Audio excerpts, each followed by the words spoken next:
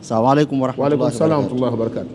Kuna mfuatiliaji hapa anauliza, Shekhe, naomba kuuliza, ukiolewa na ujauzito hukumu yake ipoje na mtoto atakuwa wa ndani ya ndoa?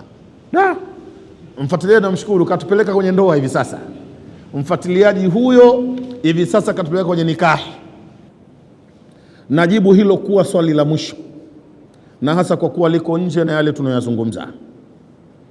Je, nikiolewa na ujauzito, hiyo ndoa inaswihi na yule mtoto ambaye nimeolewa na mimba yake atakuwa wa ndani ya ndoa? Jawabu, ukiolewa una mimba na hii mimba ni ya huyo anayekuoa, yani anayekuoa ndiye ambaye kampa hiyo mimba, kauli kubwa sana ya elimu, ndoa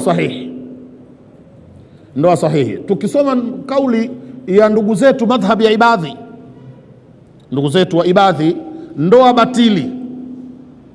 Kila mtu aliyetangulia kuzini kwanza na mwanamke, huyo mwanamke kawa haramu yake, ndoa batili.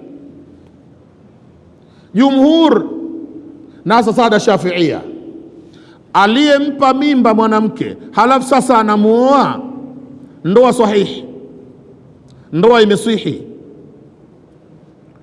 na nitakusomea dalili. Je, yule mtoto naye, mtoto wa zina, si kaanza kuingia tumboni kule kabla ya ndoa? Au swali sikulisikia? Kwani ameingia tumboni baada ya kuoana au kabla ya ndoa? Aliingiaje sasa? Huyu mbona kaingia kabla ya ndoa, alipitaje? Huyu kaingia tumboni kwa zinaa, na hii ndoa itakayofungwa haimsafishi ndiyo awe wa ndoa, anabaki wa zinaa vile vile mpaka kiyama. Ndoa inokuja haimtakasi huyu mtoto sasa atoke kwenye kuwa wa zinaa ahamie kuwa wa ndoa, la, anabaki wa zinaa ila yaumiddin. Na kwa maana hiyo huyu baba huyu na huyu mtoto wa zinaa hawatorithiana kamwe, na kama ni mtoto wa kike hatomuozesha kamwe. Hii ndoa inaswihi kwa nini? Sharia inasema inna zina khatarun wa haramun wa aqdu zawaji khairun wa halalun fala yuathiru alharamu ala alhalali. Uzinifu ni jambo la hatari na ni haramu. Mwenyezi Mungu atulinde na uzinifu. Khatarun wa haramun wa aqdu zawaji, na kufunga ndoa, khairun wa halalu, ni jambo jema na la halali. Fala yuathiru alharamu ala alhalali, hii haramu haiwezi kuwa na ubavu wa kuathiri halali. Haiwezekani haramu ikawa na nguvu ya kuondoa halali. Sharia inasema hivyo. Twende kwenye Qur'ani, twende mswafuni. Qala Allahu ta'ala, innal hasanati yudhhibna sayiati idfa billati hiya ahsanu fa idha alladhi bainaka wa bainahu adawa kaannahu waliyun hamimun. Mola anasema mambo mema yanafuta mabaya. Innal hasanati yudhhibna sayiati, maovu yanaondoa mabaya. Twendeni pamoja. Uzinifu ni wema, ni uovu? Ndoa ni wema, ni uovu? Wema unaondoa kwa kauli ya Mungu, innal hasanati yudhhibna sayiati, maovu yanaondolewa na wema ukifanywa.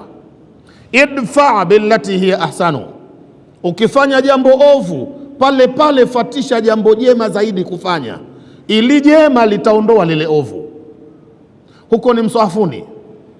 Twendeni kwa Bwana Mtume Muhammad sallallahu alaihi wasallam. Mtume katuambia, na hadithi tunahifadhi sote, anasema ittaqillaha haithuma kunta, ittaqillaha haithuma kunta wa atbi'i sayyi'ata alhasanata tamhuha. wa khaliqin nasa bi khuluqin hasan. Mtume anasema muogope Mungu popote utakapokuwa, sio kumwogopa Mungu mbele za watu. Ukikaa peke yako faragha unakuwa kama shetani. Yani ukiwa mbele za watu kalmalakil karim, idha khalauta wahidan kashaitani rajim. Yani shakhsun fi shakhsiyati, kuna mtu bana anakuwa kama kinyonga. Yani ukimuona msikitini wali kuliko yeye hamna, utazani malaika wa mbingu ya 7. Msubiri huko nje uone. Ana matusi, anatukana. Mtu mmoja alisema bwana, usinichezee mimi na matusi kontena 7, halafu 3 ni mpya sijafungua. Ana shida kubwa sana hapa, lakini ana matusi kontena 7.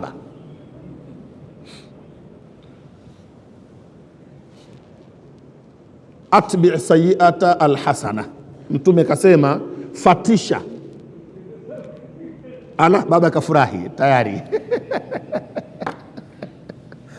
Wallahi lazima afurahi. Atbi' sayyi'a alhasana, fatisha jambo baya.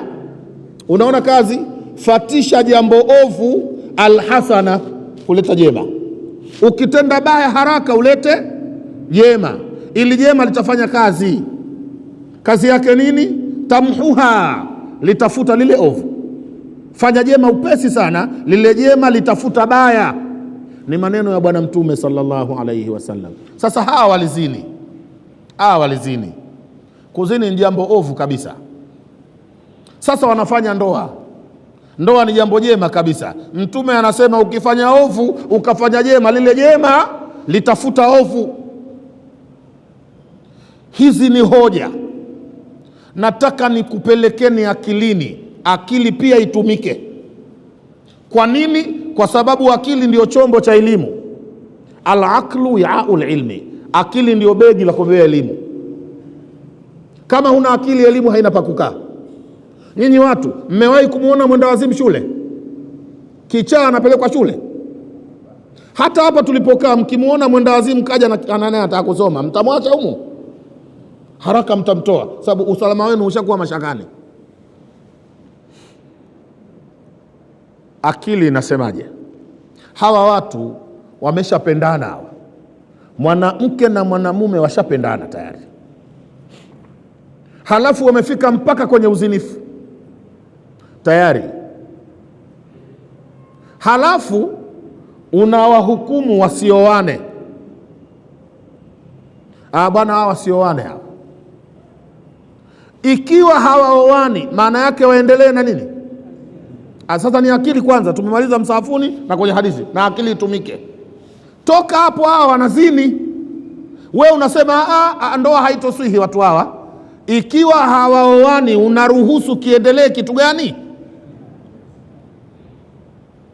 Namaliza kumjibu huyo mfuatiliaji. Ikiwa mimba sio ya yule anayetaka kumuoa, ndoa haitakiwi. Yani hufai kwenda kumuoa mwanamke ana mimba ya mtu mwingine. Mtume wetu Muhammad anasema laana Allahu man saka zar'a ghairihi, Mwenyezi Mungu amemlani mtu atakayemwagilia mmea sio wake. Mule tumboni sikuna mimba, huo ni mmea huo, na huo mmea sio wako. Kuna mtu kapanda huo mmea, au sio? Wewe ukichukua huyu mke utakwenda mwagilia maji huo mmea, utalaaniwa na Mwenyezi Mungu Subhanahu wa Ta'ala. La, na ndio maana Mola ameweka eda. Waislamu mnajua mwanamke akifiwa na mume au akiachwa na mume wake anakaa nini? Anakaa eda. Miongoni mwa sababu za eda inaitwa bara'atur rahmi. Semeni bara'atur rahmi. Ni utakaso wa tumbo. Anawekwa eda mwanamke ili asije kwenda kwa mwanamke, kwa mwanamume wa pili wakati ana mimba ya mwanamume wa kwanza. Asende na mimba kwa mume mpya, anabidi awekwe eda ili idhihiri ana mimba. Na mmefahamu kama kipindi cha eda haruhusiwi kuolewa, au sio? Mwanamke mwenye eda haruhusiwi kuolewa. Huku ni kwenye halali, kaachwa tu na mume wa halali, hatakiwi kuolewa kabisa kama ana mimba mpaka amalize eda yake. Inaitwa baraatu rahmi. Huku kwenye halali huku haruhusiwi kuoa, au sio? Kwenye haramu aambiwe mwanamume mwingine aje amuoe na ana mimba. Sasa situmike akili, au sio? Utakwenda mwagilia maji mmea sio wako. Maji gani? Siyajui. Maji yao siyajui. Mmea gani? Wallahu a'lam. Allahumma faqihna fi din waftah alaina futuha al-arifin warzuqna ilma al-anbiya'i wal mursalin. Allahumma rabbana akrimna bi nuril ilmi wa zayyina bi zinatil fahmi. Allahumma rabbana akrimna bil fahmi. Allahumma akhrij alaina min ad-dhalali wal wahni. Allahumma zayyin alaina akhlaqana وضح لنا من الأمور ما أشكل علينا حتى نفهم. أنت تعلم ولا نعلم وأنت الأعز الأكرم.